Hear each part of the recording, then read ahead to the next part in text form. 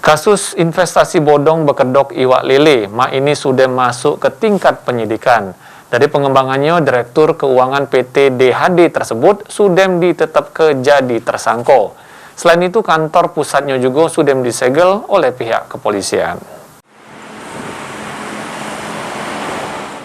Kasus penipuan sama penggelapan berkedok investasi iwak lele, PT Darsa Hakam Darussalam, DHD Farm Indonesia, sudah menaik ke tingkat kepenyidikan oleh kepolisian.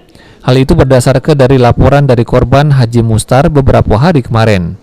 Tim sus yang dibentuk di Treskrimum Polda Sumsel sudah memasang garis polisi di kantor pusat PT DHD Farm Indonesia yang ada di Jalan Residen Amaluddin, Simpang Dogan, Kelurahan Sukamaju, Kecamatan Sako. Selain itu, tim sus juga sudah menetapkan si keuang yang jadi tersangka, ialah Irma Wahida, selaku Direktur Keuangan PT DHD Farm Indonesia. Tersangka ini sudah ditahan di Mapolda Sumsel.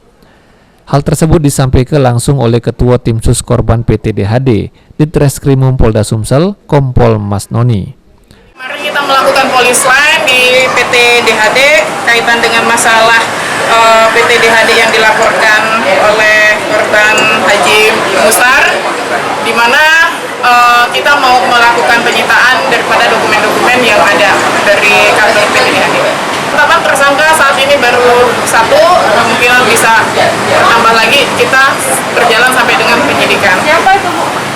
Direktur Keuangan. Oh, statusnya Direktur Keuangan. Ya, Direktur Keuangan daripada PT DHD. Sudah ditahan, Bu? Sudah ditahan, Bu? Itu ya, Bu, ya? Apa? Inisialnya M. IW. Sudah ditahan, Bu? Kenapa? Sudah ditahan, ya? Sudah. Sudah ditahan, Bu, ya?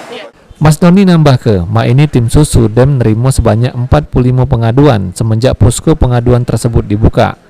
Pengaduan tersebut terdiri dari laporan secara langsung ke Polda Sumsel sama secara online lewat telepon. Mulyadi, PAL TV.